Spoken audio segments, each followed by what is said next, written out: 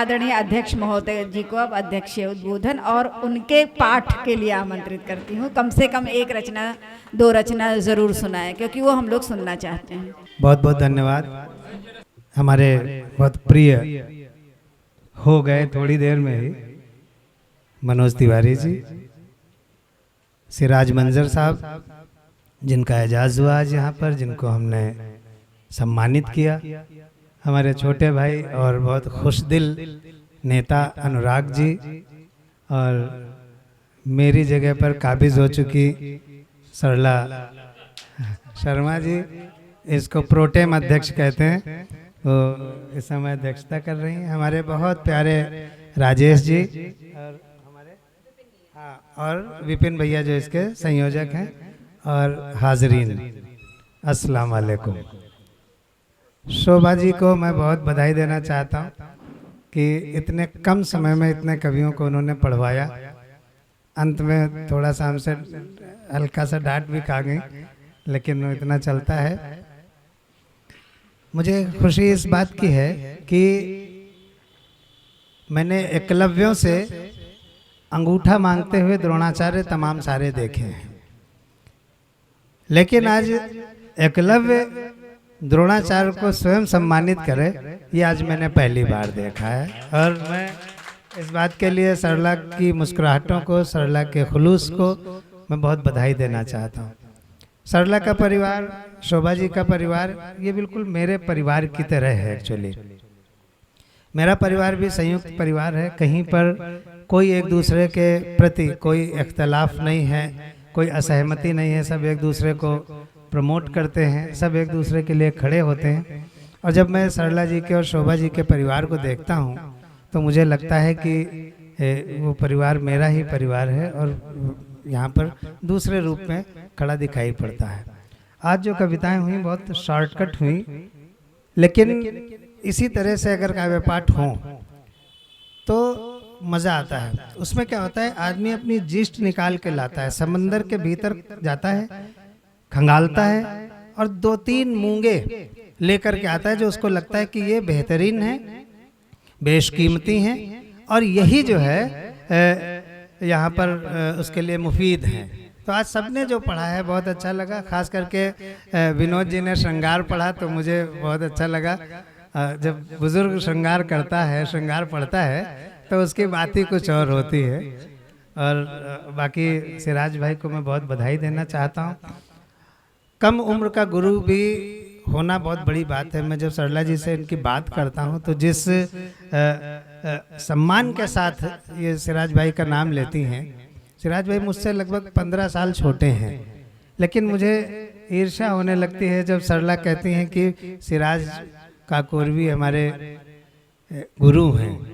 तो हमें लगता है कि इतनी कम उम्र में गुरु कैसे हो सकता है, लेकिन फिर ये बात प्रूव हो जाती है कि उम्र और प्रतिभा इन दोनों का कभी नाता नहीं रहा। बूढ़े से बूढ़ा आदमी बेवकूफ़ हो सकता है और छोटे से छोटा बच्चा भी बहुत अक्लमंद हो सकता है, दानिश्वर हो सकता है। तो मुझे खुशी इस बात की भी है कि मनोज जी जैसा डायरेक्टर हमारे साथ हैं। मैं उनके साथ बैठने का शर्फ हासिल कर सका, मैं उनके बगल में बैठा हूँ, और मैं बाद में कहूँगा कि ये घायल के, दामिनी के और सनी देओल की तमाम सारी फिल्मों के क्रिएटिव डायरेक्टर हैं। तो ये हमारे लिए भी फ़ख्र की बात होती है। आप हमारे लिए सेलिब्रिटी हैं, आप भले हम लोगों को सेलिब्रिटी समझ रहे हो, लेकिन आप हमारे लिए सेलिब्रिटी हैं। आज का दिन खुशी और गम दोनों से भरा हुआ मेरे लिए खास कर है। खुशी इस बात की है कि हमारी बहुत प्रिय आदरणीय सरला शोभा जी ने अपने गुरु का सम्मान किया। ये बहुत बड़ा दिन होता है। एक तरह से इन्होंने आज गुरु पूर्णिमा पैदा कर दी यहाँ पर। मेरे लिए रंज का भी दिन ये है कि मेरे बहुत अजीजुल अजीज दोस्त, बहुत अच्छे मित्र मयंक भाई जानते हैं और भी तमाम लोग जानते हैं कि राजू श्रीवास्तव मेरे बहुत ही ख़ास दोस्त हैं। आज सवेरे जब से उनके इंतकाल की खबर आई है तब से मेरा मन बहुत बेचैन है, और शायद यही वजह है कि मैं यहाँ पर सहज नहीं हो रहा था। जब बिजली चली गई और उसके बाद अफरा तफरी सी थी तो मेरा जहनी तवाज़ुन थोड़ा सा डगमगाया था, मैं ये महसूस कर रहा था। लेकिन जब लाइट आ गई तो मुझे लगा कि किसी भी अंधकार के बाद अगर प्रकाश आ जाए तो उत्साहित हो जाना चाहिए। मैं कविता सुनाने के बिल्कुल उसमें नहीं हूँ। इंसान को प्रकृति का सबसे अच्छी कृति कहा गया है। उर्दू में कहते हैं कि जो इंसान है वो अशरफुल मखलूकात है। इस मखलूक का, इस खल्क का तो सबसे जो अशरफ है, अशरफ बने जो हीरा है, जो कीमती है, वो सर्वश्रेष्ठ जो है वो इंसान है। और इंसान जब अपने विवेक से, अपनी बुद्धि से, अपनी प्रज्ञा से काम करता है और उसके सकारात्मक परिणाम जब आते हैं तो वो जो मनुष्य है, इंसान जो है, उसके भीतर मानवीयता दिखाई पड़ती है। आदमी तो शरीर, आंखें, कान, नाक, मुंह, बाल, हड्डी, खून, इसके कॉम्बिनेशन से आदमी बनता है, मतलब आदमी मतलब मनुष्य। लेकिन मानव बनने के लिए उसके भीतर वो तत्व होना चाहिए जो प्रेम का हो, जो सद्भाव का हो, जो विचारशीलता का हो, जो दया का हो, जो ममता का हो। ये जब आते हैं तब आदमी मानव बनता है। और इसीलिए शायर और कवि को मानवों में भी श्रेष्ठ कहा गया है, क्योंकि उनके भीतर ये तमाम सारी खुसूसियात होती हैं कि वो अपनी सारी सकारात्मकता को अपनी रचनाओं में रखता है। मैं सिराज भाई को उनकी रचनाओं के लिए और सभी लोगों को बहुत बधाई देना चाहता हूँ। मैं जो थोड़ा परेशान हूँ, वो मैंने आज 2 तुकबंदियाँ की हैं। मैं शेर तो कभी नहीं कहता, अभी उसकी बहर वगैरह भी मैंने देखी नहीं है, लेकिन मैंने आज ही 2 पंक्तियाँ कही हैं। अभी राजू हमें समझाने आए थे कि यार तुम्हें हार्ट अटैक हो गया, चिंता मत करो, मस्त रहो, ये रहो, वो रहो। खुद के उसके 3 स्टेंट्स पड़े हुए थे जबकि, और मस्ती करा के गए। लेकिन अचानक तो मैंने आज कहा इसमें तगज़ुल मत तलाशिएगा उस्ताद लोग, बस सिर्फ मेरी तुकबंदी मेरी भावना है। मौत क्या है? मस्त पिकनिक है। मौत क्या है? मस्त पिकनिक है। जिंदगी सिर्फ एक झिकझिक है। मौत क्या है? मौत क्या है? मस्त पिकनिक है। जिंदगी सिर्फ एक झिकझिक है। सांस कहते हो जिंदगी अपनी, तवज्जो चाहता हूं। सांस कहते हो जिंदगी अपनी, बंद होती घड़ी की टिक टिक है। सांस सांस सांस सांस कहते हो जिंदगी अपनी, बंद होती घड़ी की टिक टिक है।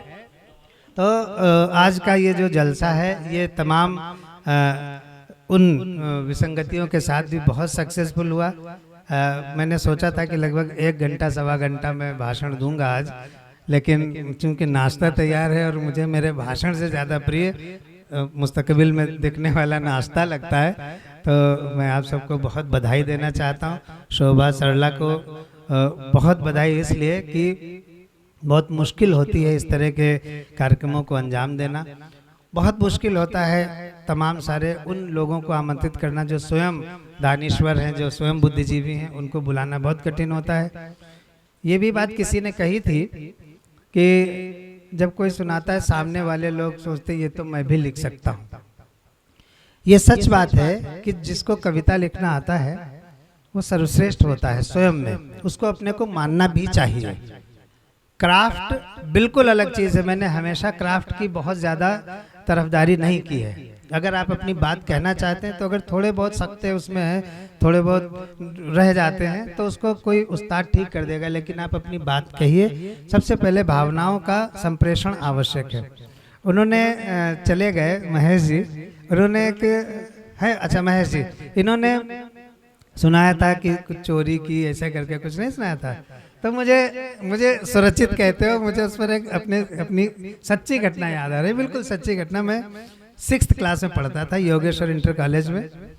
तो वार्षिक उत्सव था, उसमें एक कवि मुख्य अतिथि के रूप में आमंत्रित थे और डॉक्टर लक्ष्मी शंकर मिश्र निशंक जी बहुत बड़े कवि थे। तो मैं कविता सुनाने के लिए खड़ा हुआ। मैंने कविता सुनाई और कविता सुनाने से पहले मैंने कहा कि मैं एक स्वरचित कविता सुना रहा हूँ। फिर मैंने एक कविता सुनाई, खूब, मैं छोटा था, इतना बड़ा सा 6ठी क्लास में था, 8.5 साल का था। खूब तालियां बजी, खूब मुझे इतनी ज़्यादा तारीफें मिली कि पूछिए मत।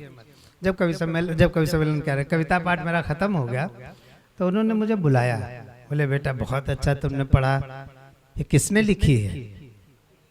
हमने कहा ये डॉक्टर लक्ष्मी शंकर मिश्र निशंक जी की कविता है। वही मुख्य अतिथि थे, मैं छोटा था, मुझे नहीं पता था कि निशंक जी क्या होते हैं, मुख्य अतिथि क्या होता है, कोई जने थे। तो उन्होंने कहा बेटा फिर तुमने स्वरचित क्यों कहा? अच्छा हमको ये नहीं पता था स्वरचित होता क्या है। तो हमने उनको जो बताया है उस बात पर आप मुस्कुराहटे दे दीजिएगा, और ये बिल्कुल सच्ची घटना है, आज तक मेरे घर में इसका जिक्र होता है। तो उन्होंने कहा तो फिर तुमने स्वरचित क्यों कहा? हमने कहा अंकल नहीं कुछ और कहा। हमने गुरुजी, हमने कहा गुरुजी आपको नहीं पता है, कविता सुनाने से पहले कहा जाता है कि स्वरचित सुना रहा हूँ।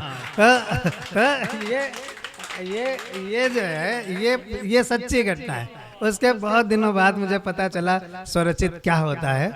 तो आजकल जो हमारे कविता की फील्ड है उसमें ख्याल टकराते हैं, ख्याल टकराएंगे ही, क्योंकि इतने ज़्यादा रचनाकार हैं और ख्याल भी सीमित दायरे में ही है, जितनी जनसंख्या है उतने ही ख्याल हो सकते हैं, तो ख्याल टकराते हैं।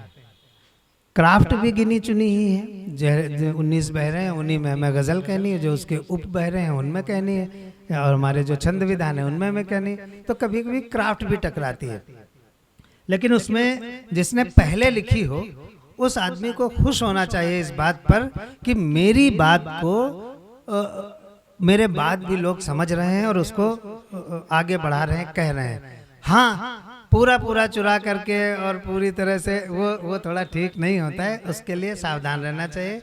इसके लिए मैं अपील करता हूँ कि अगर कोई ऐसा नज़र आए जो पढ़ रहा हो, जो एक सबसे बड़ी हमारे यहाँ कमियाँ आ गई हैं, मेरी तरह व्यक्ति थोड़े कम दिख रहे हैं। अगर कोई गलत बात कर रहा हो, कोई दूसरे की सुना रहा हो, तो वहीं पर उसको टोकना चाहिए, वहीं पर टोकना चाहिए कि, और बेइज्जती के साथ नहीं टोकना चाहिए। उससे ये कहना चाहिए कि ये मुझे लग रहा है कि सिराज मंजर साहब की गज़ल है, आप ज़रा इसको चेक कर लीजिएगा। तो वो खुद ही इतना शर्मो निदामत के बहरे ज़खार में गोताजनी करने लगेगा कि वो जो है वो है ना, वो शर्मो नदामत के बहरे ज़खार में गोताजनी करेगा, यानी कि शर्मिंदगी के समुद्र में वो स्वयं डूब जाएगा। तो उसको इस तरह से हम सुधार सकते हैं, ये काम करना पड़ेगा। हमने उत्तर प्रदेश साहित्य सभा का गठन जो किया है उसके उद्देश्यों में भी एक ये शामिल है कि अगर कोई दूसरे की रचना पढ़ रहा हो तो उसको बाइज्जत बा एहतराम उसको बताया जाए कि कैसे क्या है। खैर ये बातें बहुत देर तक हो सकती, मेरा काम ही बोलना है, मैं बोलने की खाता हूँ। मैं सबको बधाई देता हूँ। आज प्रतिभा जी की गज़ल को मैंने बहुत ध्यान से सुना। इनकी आवाज़ में एक अजीब सी तड़प है, जो तड़प है इनकी आवाज़ की, जिसको आप कशिश कह लीजिए या कुछ भी कह लीजिए, वो इनकी शायरी को और खूबसूरत बनाती है। आप थोड़ा और आगे बढ़ने की कोशिश कीजिएगा, हम लोग आपके साथ हैं। बाकी सबको मैं खूब ढंग से सुने हुए बैठा हूँ, मुझे पता है कौन कितने पहाड़ पर है, कौन कितने पानी में है। मैं खुद भी उसी कम पानी का आदमी हूँ, लेकिन ऐसा अपने को प्रेजेंट करता रहता हूँ कि लोग मुझे बड़ा कवि समझते हैं, ऐसा कुछ है नहीं।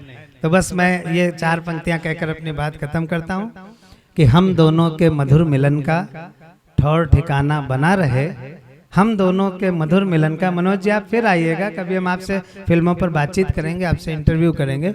हम दोनों के मधुर मिलन का ठौर ठिकाना बना रहे, इस पनघट पर तेरा मेरा आना जाना बना रहे। मेरे बापू भी लाएंगे एक खिलौना प्यारा सा, मेरे बापू भी लाएंगे एक खिलौना प्यारा सा। हर मुफलिस के बच्चे का ये ख्वाब सुहाना बना रहे, हर मुफलिस के बच्चे का ये ख्वाब सुहाना बना रहे। जिसके कारण दंगे भड़के, लूट मची और कत्ल हुए, जिसके कारण दंगे भड़के, लूट मची और कत्ल हुए, वही कह रहा अमन चैन का ताना बाना बना रहे, वही कह रहा अमन चैन का ताना बाना बना रहे। और दुनिया कुछ कहती तो कह ले, दुनिया कुछ कहती तो कह ले, लेकिन कोई फर्क नहीं, बस पैमाना बना रहे और ये मैखाना बना रहे। और आखिरी बात, अपनी शेर तो नहीं है, बस पैमाना बना रहे और ये मैखाना बना रहे। कोई ऐसी बात तो कह दे अपनी गजलों में सर्वेश, कोई ऐसी बात तो कह दे अपनी गजलों में सर्वेश, जो भी सुन ले सुनकर इनको बस दीवाना बना रहे। हम दोनों के मधुर मिलन का ठौर ठिकाना बना रहे। इसी के साथ मैं अध्यक्ष होने के नाते आप सबको वहाँ पर चलकर नाश्ता करने की दावत देता हूँ। वहाँ मतलब सामने उस वाले छप्पर पे।